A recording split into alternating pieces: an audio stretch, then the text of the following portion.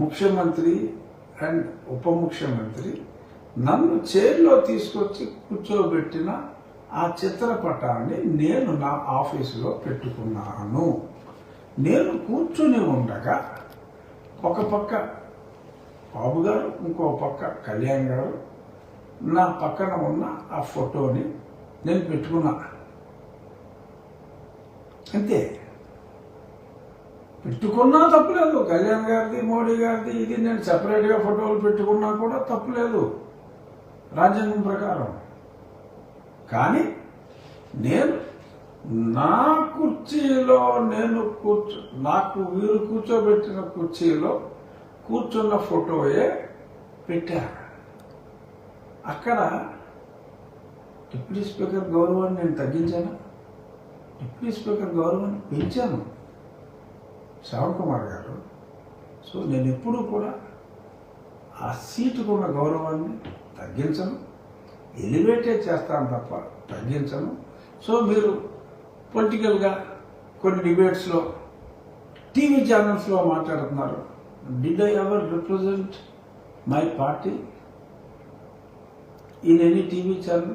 Though there is no bar, again I am telling, though there is no bar, but still ఒక విలువలు గల వ్యక్తిగా విలువలు పాటించవలసిన ఈ పదవిలో ఉన్నప్పుడు విలువలు పాటించవలసిన బాధ్యత నా మీద ఉంది. కాబట్టి నేను పార్టీని ఎప్పుడు రిప్రజెంట్ చేయలేదు. ఎప్పుడు మాట్లాడినా కూడా స్పష్టంగా చెప్పా. పివి సునీల్ కుమార్ ఇష్యూలో అతను చేయడానికి తప్పు చేశాడు, నన్ను దారుణంగా హింసించాడు, చంపే ప్రయత్నం చేశాడు, హాస్పిటల్ రికార్డులు తారుమారు చేయాలని చేశాడు. కేవలం అతని ప్రమోషన్ కోసం, ఇంకెందుకోసమో చేయకూడని తప్పులన్నీ అతను చేశాడు. అతని గురించి నేను మాట్లాడవలసిన బాధ్యత నా మీద ఉంది. అతని మీద ఇంకా చర్యలు ఎందుకు తీసుకోవట్లేదు, ఎందుకు జాప్యం జరుగుతుంది అనేదే నేను అప్పుడు మాట్లాడాను. అప్పుడు మీరు మాట్లాడారు, అప్పుడు తప్పు అనిపించలేదేమో. మిమ్మల్ని ఆయన ఉప ముఖ్యమంత్రి చేసిన తర్వాత మీకు తప్పు అనిపిస్తాను, ఫైన్. బట్ ఆ విషయం మీరు ఒక వీడియో కూడా ప్లే చేసి చూపెట్టారు, ఇదిగో ఇలా మాట్లాడుతున్నారని. అందులో నేను మాట్లాడిన కంటెంట్ ఏంటి? జగన్మోహన్ రెడ్డి గారు సమయం ఎక్కువ అడుగుతున్నారు, ముఖ్యమంత్రికి ఎంత సమయం ఇస్తారో నాకు అంతే సమయం ఇవ్వాలి అంటే, అది ప్రొవిజన్ ప్రకారం ఆన్ ప్రోరేటా బేసిస్ సభ్యుల సంఖ్య ప్రకారం టైం డిసైడ్ అవుతుంది. సో అది లోక్సభలో కానీ ఎక్కడైనా సరే ఇప్పటి నుంచో ఒక సాంప్రదాయం ఉంది. అంటే ఈయనప్పుడు మరి హౌస్కి రాలేదు కాబట్టి ఒకసారి తెలియాలని లేదు, అందరూ ఎమ్మెల్యే అయితేనే ఇవన్నీ రూల్స్ తెలియాలని ఏమి లేదు. కానీ మీరు రాలేదు కాబట్టి తెలియకపోవడానికి అవకాశం ఉంది. బట్ తెలియనప్పుడు తెలియనట్టు ఉండాలి. నేను మాట్లాడింది ఆ సమయం గురించి మాట్లాడా, మీరు చూపెట్టిన ఎగ్జాంపుల్లో. ఆ తర్వాత జగన్మోహన్ రెడ్డి గారు డిస్క్వాలిఫై మీరు ఎలా చేయగలరు అని కొందరు అడిగితే, ఒక డిప్యూటీ స్పీకర్గా నేను రాజ్యాంగంలోనే ఉంది కంటిన్యూస్గా పలానా సెక్షన్ ప్రకారం 60 రోజుల పాటు కంటిన్యూస్గా రాకపోతే దిస్ ప్రొవిజన్ అట్రాక్ట్స్ అనేది చెప్పటం నా ఉద్దేశం. అలాగే ఆయన ప్రతిపక్ష హోదా నాకు ఇవ్వట్లేదు అని అన్నప్పుడు నేను చాలా స్పష్టంగా చెప్పి అది కూడా చూపెట్టారు. మీరు ఢిల్లీలో 3 వచ్చినా సరే ఆయన ఇచ్చారు, అదే ఆయన డిస్క్రిప్షన్ తీసుకుని ఇచ్చారు. But there is a custom when there is no statute clearly which has defined the provision. So అక్కడ ఒక కస్టమరీ ప్రకారం వెళ్ళాలి. ఎప్పుడు కూడా గతంలో కూడా ఆంధ్రప్రదేశ్లో ఎన్టీ రామారావు గారు అప్రతిహత మెజార్టీ 94లో వచ్చినప్పుడు కూడా అక్కడ ప్రతిపక్ష నాయకుడు హోదా ఇవ్వలేదు. సో 2014లో కాంగ్రెస్ పార్టీకి తక్కువ సీట్లు వచ్చినప్పుడు ఇవ్వలేదు, ప్రతిపక్ష నాయకుడు హోదా ఇవ్వలేదు. పార్లమెంట్లో ఇప్పుడే ఇవ్వలేదు. ఇప్పుడు గుజరాత్లో నడుస్తుంది, అక్కడ కూడా 10% లేదు, అక్కడ కూడా ప్రతిపక్ష నాయకుడు హోదా ఇవ్వలేదు అని ఆ ప్రొవిజన్ గురించి చెప్పడం నా బాధ్యత. సో డిప్యూటీ స్పీకర్ నీకు రూల్స్ తెలియదా, అతనికే రూల్స్ చెప్తావా? ఏ హక్కు ఉంది అతనికి రూల్స్ చెప్పడానికి? సర్వీస్ రూల్స్ ఉన్నాయా? కాంటాక్ట్ రూల్స్ ఉన్నాయి. ఆ కాంటాక్ట్ రూల్స్ ఉన్నాయని చెప్పాను. ఏ హక్కు ఉందని యు ఆర్ క్వశ్చనింగ్ మీ. మీరు ఏదో పార్టీ పెట్టుకున్నారు, మీరే అంటూ ఉంటారు ఏదో చిన్న పార్టీ పెట్టుకున్నారని. సో తలుచుకుంటే ఏమన్నారు, అసలు తిరగగలరా అన్నారు. మీకున్న బలం తెలుసు.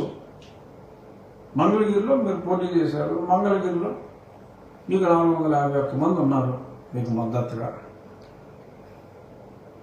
అలా చూసుకుంటే రాష్ట్రం మొత్తం ఒకవేళ మీకు 175 సీట్లలో మీరు పోటీ చేసిన అత్యధిక పాపులేషన్ ఉన్న మంగళగిరిలో వచ్చిన ఓట్లు మీకు అన్ని చోట్ల వచ్చినా కూడా నాకు వచ్చినంత మెజారిటీ కూడా ఆ 400 చొప్పులు లెక్కెట్టుకుంటే మీకు లేదు. సరే, అయినా మీరేదో చేసేయగలనని మీరు అనుకుంటున్నారు, చేయండి, చేసేది ఆపండి, పర్వాలేదు, ట్రై చేద్దాం.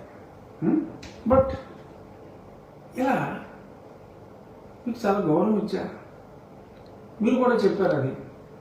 మరి ఎందుకని ఇలా నన్ను దారుణంగా చిత్రహింసలకు గురి చేసిన ఒక వ్యక్తి అదుపు తప్పి ప్రవర్తిస్తూ ఉంటే, కావాలంటే రాజీనామా చేసి రాజకీయాలు చేసుకోవచ్చు, ఇలాగా సర్వీసులో ఉండగా సర్వీస్ రూల్స్ వైలేట్ చేసి నాకు ఏదో సినిమాలో ప్రకాష్ రాజ్ అన్నట్టుగా బ్రిటిష్ వాడు మనకి చర్చ ఇచ్చాడు, అది ఇచ్చాడు, ఇది ఇచ్చాడు అని మాట్లాడితే, మతం గురించి మాట్లాడితే, ఎందుకు సర్వీస్లో ఉన్న వ్యక్తికి మతాల గురించి అని మాట్లాడా. తప్పు అనిపించిందా? ఏముంది అందులో తప్పు? సో పైగా మళ్ళీ ఇది ప్రశ్న. సరే, ఇంకొక దానికి కూడా మరి సమాధానం చెప్పాలి. కోనా జోసెఫ్ మీరు దాని గురించి కూడా చాలా స్పష్టంగా చెప్పారు. పెద్ద వార్నింగ్ ఇచ్చారు. చర్చికి వెళ్తేనే సర్టిఫికేట్ రద్దు చేస్తావా? అక్కడక్కడ సిమిలర్ టెన్స్ కూడా వాడారు. ఫైన్, అది మీ సంస్కారం. ఆనరబుల్ డిప్యూటీ స్పీకర్ అంటూనే ఏకవచన ప్రయోగం కూడా చేశారు intentionally. Fine. Kona Joseph case మీరు టేకప్ చేశారు, చూశారు ఆ మధ్యలో వచ్చిన నోటీసులో. Kona Joseph habitual SC/ST atrocities complainant. మీ మీద పెట్టారా, మీకు కావాల్సిన వాళ్ళ మీద పెట్టాడా అని అడిగారు. ఎస్, నాకు కావాల్సిన వాళ్ళ మీదే పెట్టాడు Kona Joseph. Kona Joseph school certificate verify చేస్తే క్రిస్టియన్ అని ఉంది, కాలేజ్ సర్టిఫికేట్ వెరిఫై చేస్తే క్రిస్టియన్ అని ఉంది. అలా తల్లిదండ్రుల్ని క్రిస్టియన్ శ్మశాన వాడికలో పూడ్చిపెడితే క్రిస్టియన్స్ అయిపోతారా అని అడిగారు. ఏమవుతారు? ముస్లిమ్స్ అవుతారా? హిందూస్ అవుతారా? శ్రవణ్ కుమార్ గారు, క్రిస్టియన్ శ్మశాన వాటికలో పూడ్చిపెట్టి సిలువ వేసి సమాధి కడితే క్రిస్టియన్ కాడా? హిందూ అవుతాడా? ముసల్మాన్ అవుతాడా? వాడండి.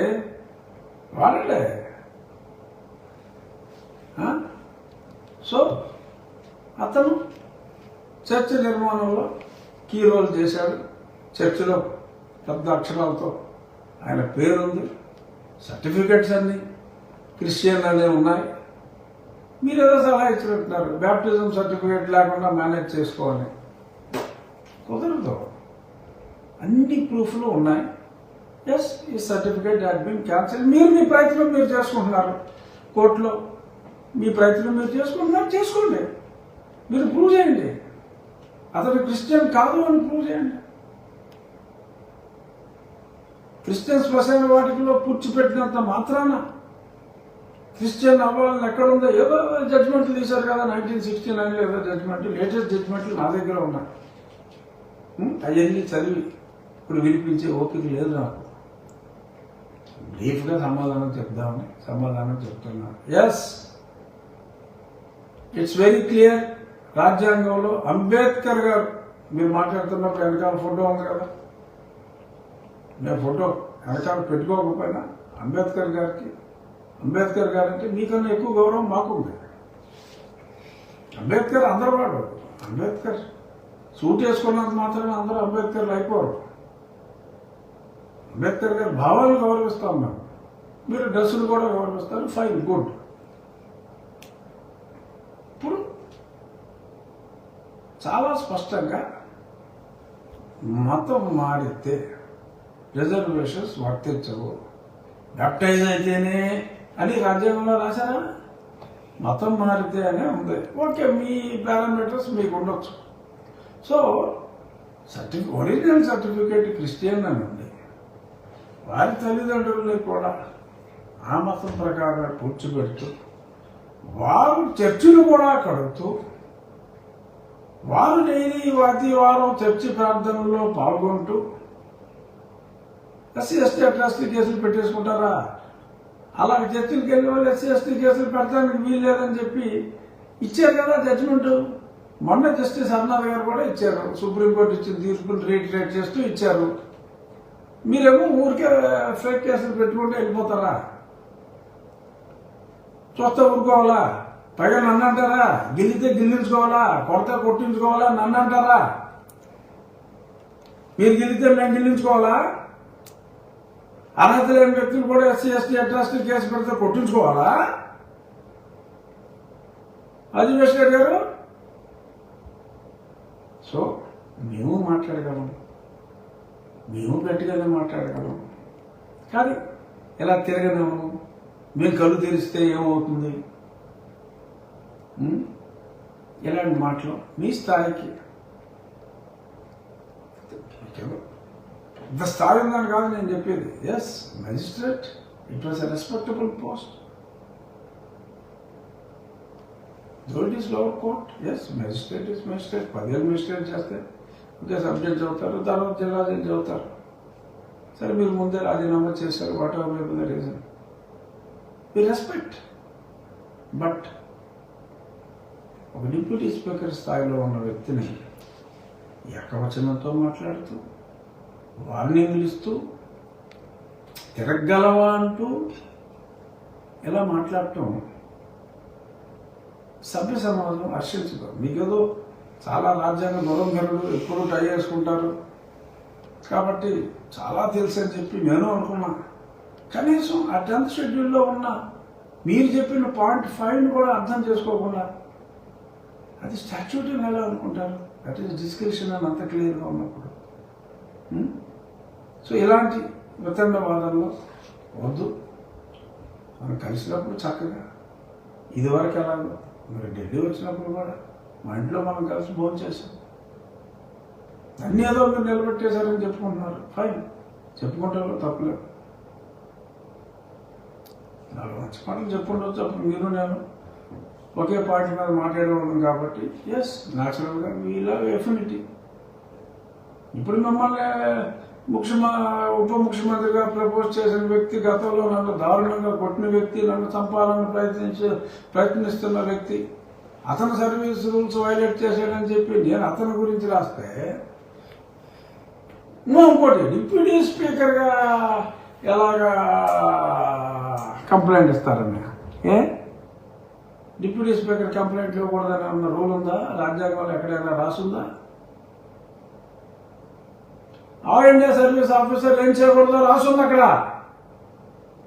డిప్యూటీ స్పీకర్ అయితే నేను ఎవరి మీద ఒక తప్పు చేసిన వ్యక్తి గురించి కంప్లైంట్ ఇచ్చే హక్కు కూడా నాకు ఉండదా?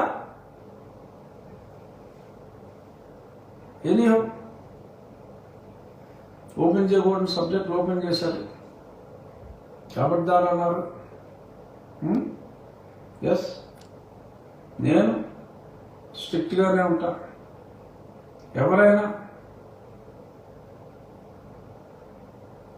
జోసెఫ్ లాంటి వ్యక్తులు హ్యాబిచ్యువేటెడ్ కంప్లైంట్ ఇచ్చేవాళ్ళు, ఒక పక్క క్రిస్టియానిటీని తూచా తప్పకుండా ఫాలో అవుతూ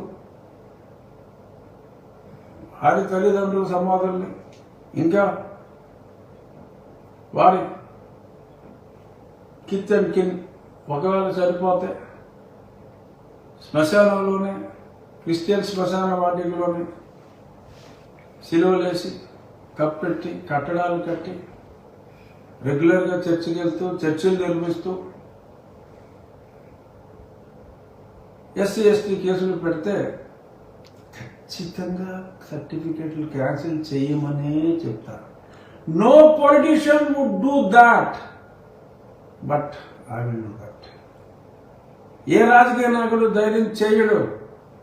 బట్ నేను రాజ్యాంగం మీద ప్రమాణం చేశా. మార్చుకోండి చట్టాలు, మార్చండి.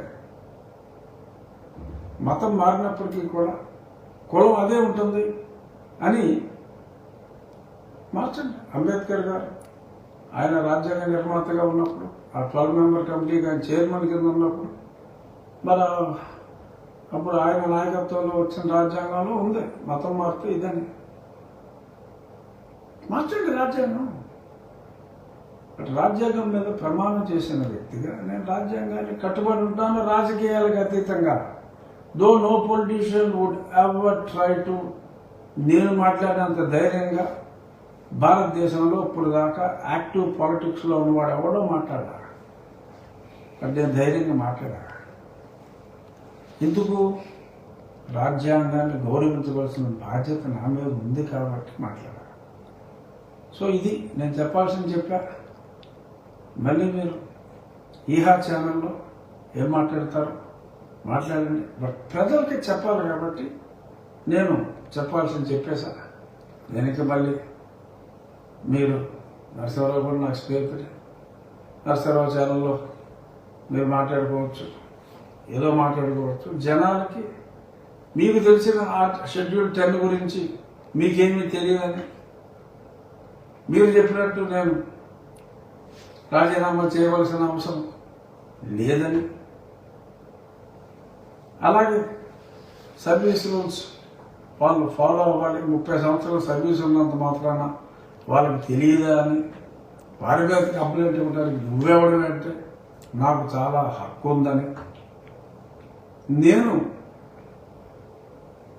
a political as long as I am on that seat in the assembly, నానా నియోజకవర్గాల్లో చేయడానికి ఎటువంటి అభ్యంతరం రాజ్యాంగం ప్రకారం లేదు. బట్ అయినా నేను మోరల్స్కి కట్టుబడి ఉన్నానని స్పష్టంగా తెలియజేయటమే నా ఈ సమావేశం ఉద్దేశ్యం. థ్యాంక్ యూ యాదవ్ శ్రావణ్ కుమార్ గారు. I hope I had clarified. ఏదైనా ఉంటే మనం ఫోన్లో మాట్లాడుకుందాం, ఫోన్ చేయండి. ఇలా టీవీ ఎక్కేసే ముందు ఎందుకు మనం మీరు బహిర్గతం చేసుకోవటం ఏమీ తెలియదని నాతో మాట్లాడండి. ఏమైనా తప్పుందా? ఇలా మాట్లాడాలనుకుంటున్నానని చెప్పండి, నాకు తెలిస్తే నేను చెప్తాను. లేదు మీరే రైట్ స్ట్రాంగ్గా మాట్లాడండి సార్ అని చెప్తాను.